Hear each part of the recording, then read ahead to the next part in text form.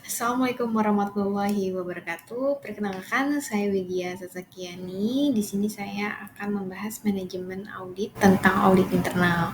Sebelumnya, saya ini dari S1 Akuntansi Paralel. NIM saya itu 2022 0102 128. Langsung saja masuk ke pendahuluan.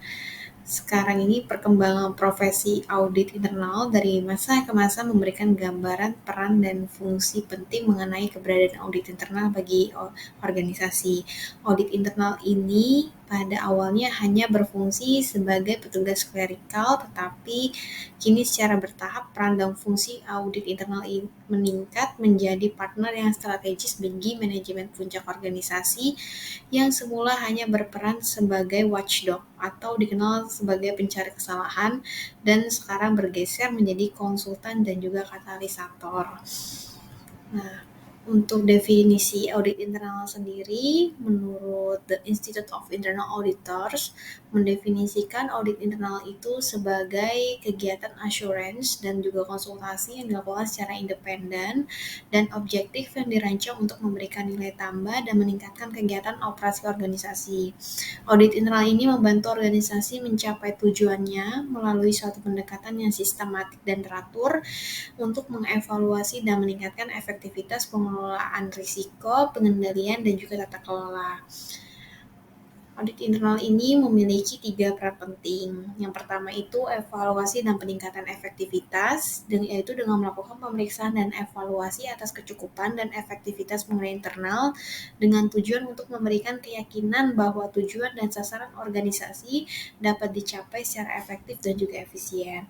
Untuk pengelolaan risiko ini, audit internal melakukan penilaian yang cukup dan menilai efektivitas proses pengelolaan risiko organisasi yang meliputi kehandalan framework manajemen risiko, implementasi pengelolaan risiko oleh unit bisnis, dan juga memberikan kontribusi terhadap peningkatan pengelolaan risiko agar dapat berfungsi juga dengan baik. Yang terakhir ada tata kelola. Tata kelola dengan ini audit internal melakukan pemeriksaan dan juga evaluasi atas kecukupan dan efektivitas mengenai proses tata kelola dengan melakukan penilaian, memberikan masukan atau rekomendasi, serta memberikan kontribusi dalam proses peningkatan tata kelola. Jenis audit itu terbagi dari 3. Yang pertama ada audit keuangan, ada audit non-keuangan, dan juga ada audit tujuan khusus. Untuk audit keuangan itu sendiri, audit yang dilakukan terhadap transaksi, catatan akuntansi, dan laporan keuangan baik di tingkat bagian atau departemen atau tingkat laporan keuangan perusahaan pusat. Pada aspek pengendalian, auditor memastikan transaksi tersebut juga telah diotorisasi, disajikan dalam catatan akuntansi, dan juga diungkapkan dalam laporan keuangan secara tepat dan juga akurat.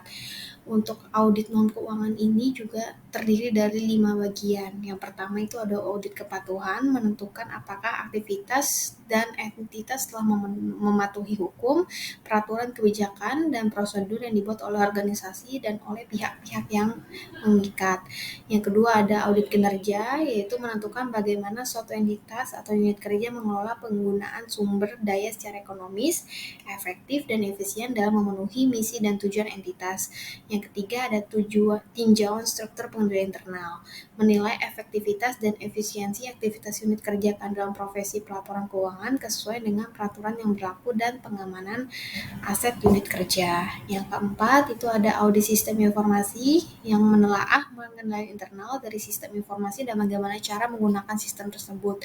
Audit yang dilakukan berupa evaluasi sistem input, output, dan proses backup dan recovery plan, sistem keamanan, dan juga fasilitas sistem informasi lainnya.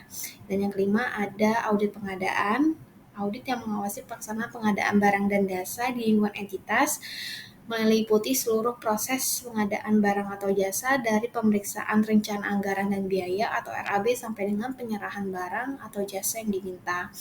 Kemudian Ada audit tujuan khusus itu terbagi menjadi 3, ada follow up audit, audit yang dilaksanakan sebagai tindak lanjut dari hasil audit yang telah ditentukan sebelumnya.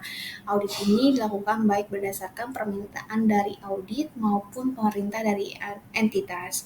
Yang kedua ada audit investigasi, audit ini dilaksanakan jika terdapat indikasi adanya penggelapan, penyimpangan, dan atau penyalahgunaan wewenang dalam suatu unit kerja yang menyebabkan timbulnya kerugian pada entitas. Dan yang terakhir ada audit identifikasi. Audit ini dilaksanakan untuk mengidentifikasi unit-unit kerja yang berada di bawah organisasi atau memakai nama organisasi namun belum jelas posisinya dalam organisasi. Organisasi profesi audit internal di Indonesia ini yang memberikan gelar QAA atau Qualified Internal Auditor adalah Dewan Sertifikasi. Dewan Sertifikasi ini terdiri dari unsur-unsur organisasi profesi audit internal terkemuka yang diantaranya Badan Pengawasan Keuangan dan Pembangunan atau BPKP, Forum Komunikasi Satuan Pengawasan Intern BUMN atau BUMD, The Institute of Internal Auditor Indonesia Chapter, Perhimpunan Auditor Internal Indonesia atau PAII. Untuk sertifikasi dari The Institute of Internal Auditor itu ada 5. Yang pertama Certified Internal Auditor, yang kedua ada Qualification Internal Audit Leadership, yang ketiga ada Certification in Control Self-Assessment, yang keempat ada Certified Financial Services Auditor, dan yang kelima ada Certification in Risk Management Assurance. Untuk kode etik sendiri yang diterapkan pada IIA oleh satuan kerja audit internal maupun auditor yang telah memiliki sertifikasi di bidang audit internal.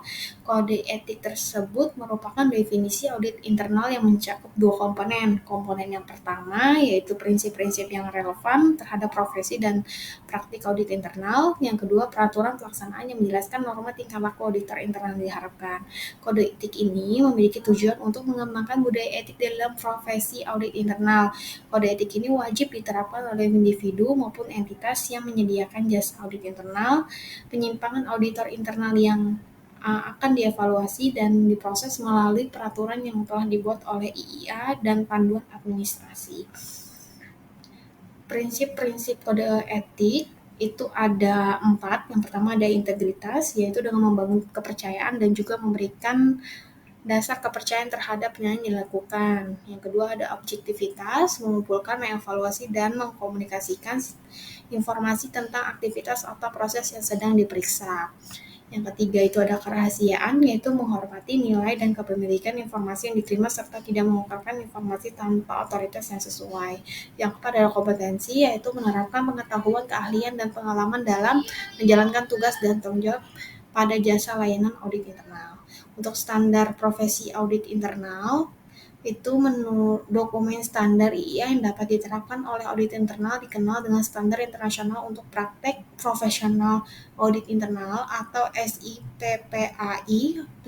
Tujuannya yaitu untuk menggambarkan prinsip-prinsip dasar yang mempresentasikan praktik audit internal seharusnya memberikan kerangka kerja untuk melaksanakan dan mengembangkan berbagai aktivitas audit internal yang punya nilai tambah, memberikan kerangka dasar pengukuran kinerja audit internal, serta meningkatkan proses dan operasi organisasi.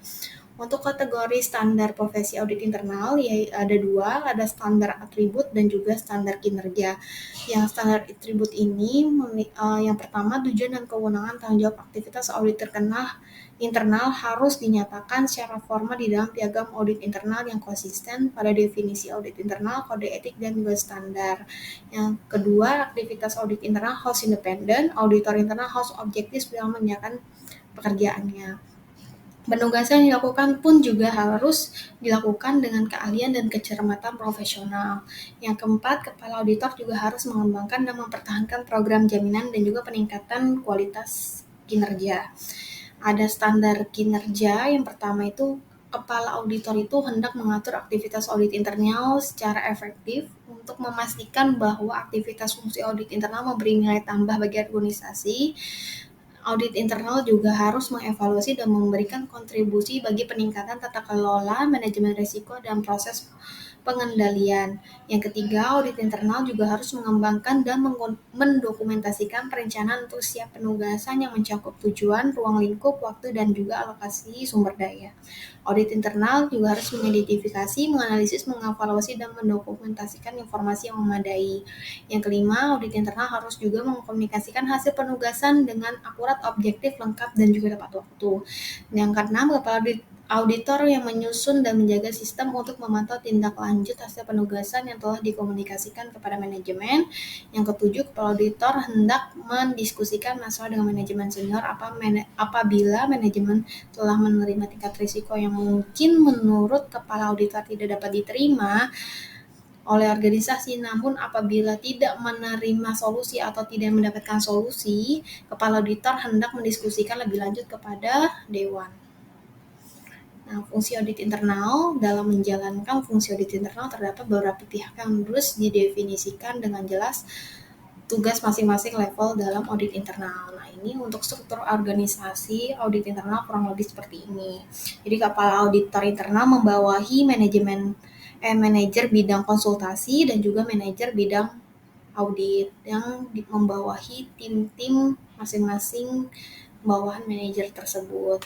Untuk piagam audit internal, setiap fungsi audit internal ini harus mengembangkan seperangkat kebijakan dan juga prosedur untuk mengatur fungsinya sebagai pedoman. Prosedur ini harus memastikan bahwa manajemen dan komite audit menerima temuan audit yang efektif yang kemudian hasil audit itu harus dikomunikasikan. Piagam audit internal merupakan dokumen formal yang disetujui oleh komite audit untuk menggambarkan misi, independensi, objektivitas, ruang lingkup, tanggung jawab, wewenang, akuntabilitas, dan juga standar fungsi internal perusahaan. Untuk model piagam audit, yang pertama itu ada independensi dan objektif, seperti yang tadi kita ketahui, artinya auditor itu bebas dari campur tangan setiap elemen termasuk dalam hal seleksi audit, ruang lingkup, prosedur, atau melaporkan isi.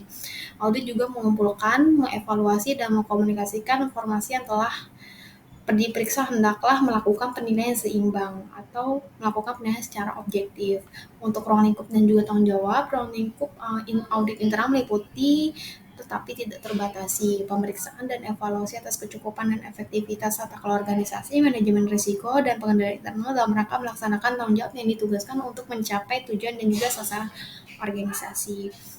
Untuk model piagam audit yang terakhir itu ada otoritas dan juga akuntabilitas. Kepala audit internal ini menyerahkan rencana audit tahunan kepada manajemen senior dan dewan untuk ditinjau dan disetujui yang terdiri dari jadwal kerja dan anggaran. Kepala audit internal secara berkala akan melaporkan kepada manajemen senior dan dewan terkait tujuan, wewenang, dan tanggung jawab kegiatan audit internal serta kinerja yang relatif sesuai dengan perencanaan yang telah dibuat. Pelaporan juga mencakup risk exposure yang signifikan dan masalah pengendalian termasuk risiko kecurangan, masalah tata kelola, dan hal lain yang diminta oleh manajemen senior dan dewan. Kepala audit internal akan berkomunikasi dengan manajemen senior dan dewan pada jaminan kualitas dan program peningkatan aktivitas audit internal dan penilaian eksternal setidaknya 5 tahun sekali. Untuk piagam audit yang disusun oleh kepada audit internal selanjutnya ditandatangani oleh kepala audit internal dan disetujui oleh direksi dan dewan komisaris dan atau komite audit. Mungkin sekian presentasi dari saya. Mohon maaf apabila ada kesalahan kata. Wabillahi taufiq wal hidayah. Wassalamualaikum warahmatullahi wabarakatuh.